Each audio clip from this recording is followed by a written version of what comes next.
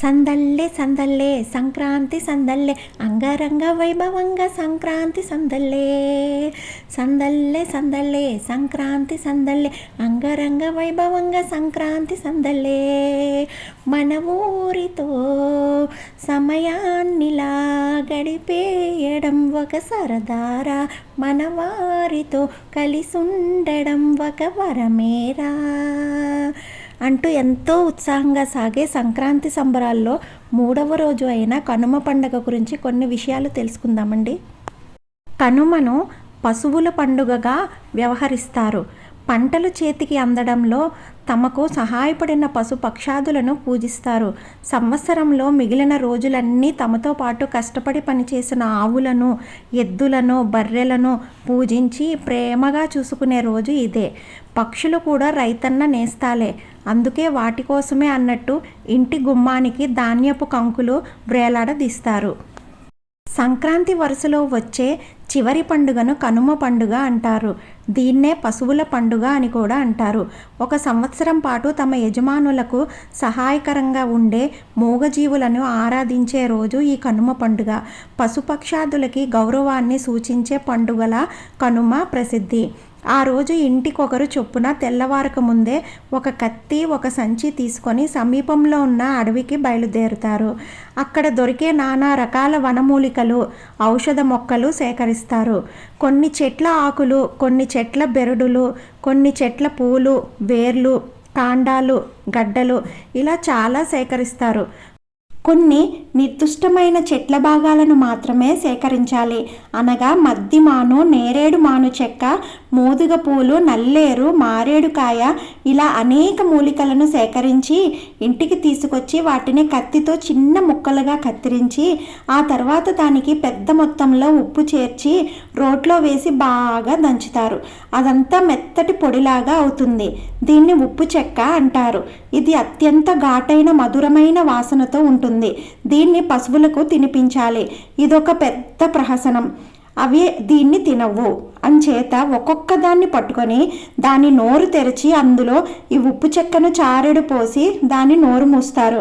అప్పుడు ఆ పశువు దాన్ని మింగుతుంది. ఇలా ఒక్కదానికి సుమారు 2-3 దోసిళ్ళ ఉప్పు చెక్కను తినిపిస్తారు. గొర్రెలు, మేకలు అయితే కొన్ని వాటంతట అవే తినేస్తాయి. లేకుంటే వాటికి కూడా తినిపిస్తారు. ఏడాదికొకసారి ఈ ఉప్పు చెక్కను తినిపిస్తే అది పశువులకు సర్వరోగ నివారణి అని వీరి నమ్మకం. అది నిజమే కావచ్చు. ఎంచేతంటే అందులో ఉన్నవన్నీ ఔషధాలు, వనమూలికలే కదా. ఆ తర్వాత పశువులన్నిటినీ పొలాల్లోకి, బావుల వద్దకు కానీ చెరువుల వద్దకు కానీ తోలుకుపోయి స్నానం చేయించి లేదా ఈత కొట్టించి ఇంటికి తీసుకొస్తారు. ఆ తర్వాత వాటి కొమ్ములను పదునైన కత్తితో బాగా చెలిగి వాటికి రంగులు పూస్తారు.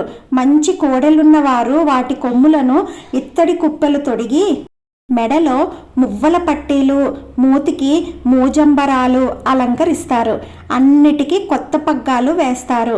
ఈ సమయంలో చేలన్నీ పరిగిలిపోయి ఉన్నందున పశువులన్నింటినీ వదిలేస్తారు. సాయంకాలం ఊరు ముందున్న కాటమరాజును పునఃప్రతిష్ఠించి ఊరిలో ప్రతి ఇంటి నుండి ఆడవారు కాటమరాజు ముందు పొంగలి పెడతారు. పొంగలి అంటే కొత్త కుండలో కొత్త బియ్యం, కొత్త బెల్లం వేసి అన్నం వండడం. 1 నెల ముందు నుండే కాటమరాజు ముందు ఆ దారిన వచ్చే పోయే ఊరివారు రోజుకొక కంపో, కర్రో తెచ్చి అక్కడ కుప్పగా వేస్తారు. ఈ రోజుకు అది పెద్ద కుప్పగా తయారై ఉంటుంది. దాన్ని చిట్ల కుప్ప అంటారు. చీకటి పడే సమయానికి పొంగిళ్ళు తయారవుతుంటాయి. ఊరి చాకలి కాటమరాజు పూజ కార్యక్రమం ప్రారంభించి దేవుని ముందు పెద్ద తలిగ వేస్తారు. అనగా ప్రతి పొంగలి నుండి కొంత తీసి అక్కడ ఆకులో కుప్పగా పెడతారు. పూజ అనంతరం మొక్కున్నవారు చాకిలి చేత కోళ్లను కోయించుకుంటారు. అప్పటికి బాగా చీకటి పడి ఉంటుంది. అప్పటికి పశుకాపరులందరూ ఊరి పశువులన్నింటినీ అక్కడికి తీసుకొని వస్తారు. పూజారి అయిన చాకలి తలిగలోని పొంగలిని తీసి ఒక పెద్ద ముద్దగా చేసి అందులో సగం పోలిగానికిచ్చి తినమని చెప్పి తర్వాత అక్కడున్న చెట్ల కుప్పకు నిప్పు పెడతారు.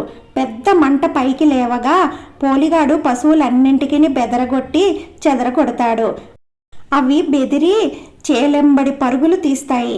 ఆ సమయంలో పశువులను బెదరగొడుతున్న పోలిగాని వీపున చాకలి తన చేతిలో ఉన్న మిగిలిన సగం పొంగలి ముద్దను అతని వీపు మీద కొడతాడు. దానిని పిడుగు ముద్ద అంటారు. వాడు పరిగెడతాడు. ఆ తర్వాత అందరూ అక్కడ మిగిలిన తలిగలోని ప్రసాదాన్ని తిని మొక్కులు తీర్చుకొని చిట్లకుప్ప మంట వెలుగులో తమ కోళ్లను కోసుకొని పొంగళ్లను తీసుకొని తాపీగా ఇంటికెళతారు. ఈ సందర్భంగా పెద్ద మొక్కున్న వారు పొట్టేళ్లను కూడా బలి ఇస్తారు. దాని రక్తాన్ని అన్నంలో కలిపి ఒక కుప్ప పెడతారు. దాన్ని పోలి అంటారు. ఆ పోలిని తోటోడు కానీ నీరు గట్టోడు కానీ తీసుకొని పోయి అందరి పొలాల్లో, చెరువుల్లో, బావుల్లో పొలి అని అరుపుతూ చల్లుతాడు. అప్పుడే కొత్త మొక్కులు కూడా మొక్కుకుంటారు. అంటే తమ పశుమందలు అభివృద్ధి చెందితే రాబోయే పండక్కి పొట్టేలును కోడిని ఇస్తామని కాటమరాజుకు మొక్కుకుంటారు. అప్పటికప్పుడే ఒక పొట్టేలి పిల్లను ఎంపిక చేస్తారు. ఆ విధంగా పశువుల పండగ పరిసమాప్తి అవుతుంది. ఇలా కనుమ పండుగ ముగుస్తుంది. ఈ విధంగా పశువులకు రైతులకు మధ్య ఉన్న బంధం ఈ పండుగ సందర్భంగా ప్రస్ఫుటం అవుతుంది. పిండి వంటలతో సంక్రాంతి మంచి విందును ఇస్తే కనుమ పండుగ మసాలా గుమగుమలతో మైమరిపిస్తుంది.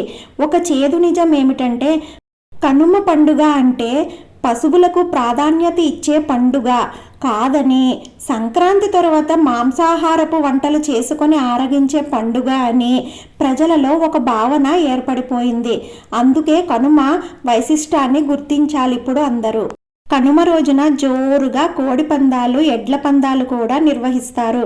కోర్టు నిషేధం విధించినా, పోలీసులు నిఘా పెట్టినా పందిరాయిళ్ళు మాత్రం తగ్గేదేలే అంటారు. మాంసాహారం తినేవారికి ఈరోజు ప్రత్యేకమైనది. ప్రతి ఇంట్లో ముక్క ఉండాల్సిందే. కనుమ రోజున మాంసాహారం తినడం కూడా ఆనవాయితీ. కనుమ రోజున మినుము తినాలనేది సామెత. మాంసం తినని వారికి దాంతో సమానమైన పోషకాలని ఇచ్చేవి మినుములు. అందుకే గారెలు మాంసంతో ఈరోజు పెద్దలకి ప్రసాదం పెడతారు. అందుకే కనుమ రోజు మినుములు తినాలి అనే సామెత మొదలైంది. మినుములు ఈ చలికాలంలో ఒంట్లో తగినంత వేడిని పెంచేందుకు కూడా ఉపయోగపడతాయి. కనుమ రోజున ప్రయాణాలు చేయడం అరిష్టంగా భావిస్తారు. సంక్రాంతి అంటే 3 రోజుల పండుగ. ఇల్లంతా బంధువులతో కలకలలాడే సమయంలో 3వ రోజు ఎవరిళ్ళకి వాళ్ళు ప్రయాణం కావడం వల్ల చాలా ఆనందాన్ని మిస్ అవుతారనే ఉద్దేశంతో కూడా కనుమ రోజు ప్రయాణం చేయరాదని చెబుతారని అంటారు. అందుకే కనుమ రోజు కాకి కూడా కదలదు అనే సామెత పుట్టి ఉండొచ్చంటారు. మరికొందరైతే పెద్దలు చెప్పారంటే దాని వెనక ఏదో ఆంతర్యం ఉంటుందన కనుమ రోజు ఎక్కడికైనా ప్రయాణం చేస్తే వెళ్ళిన పని పూర్తి కాదని, ఆటంకాలు తప్పవని కూడా అంటారు. అయినా ఎవరి సెంటిమెంట్లు వాళ్ళవి. కనుమ నాడు వరి కంకులని ఇంటి చూరుకి వేలాడదీసే ఆచారం కూడా ఉంది.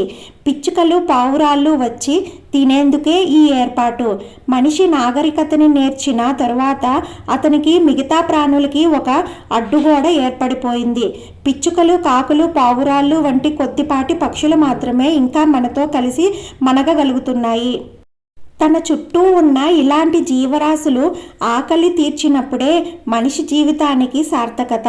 పంచుకోవడం అంటే సాటి మనుషులతోనే కాదు, సాటి జీవులతో కూడా అన్న విలువైన జీవిత సత్యాన్ని అందిస్తుంది కనుమ. ఇది కనుమ గురించి నాకు తెలిసిన కొన్ని విషయాలు షేర్ చేశానండి.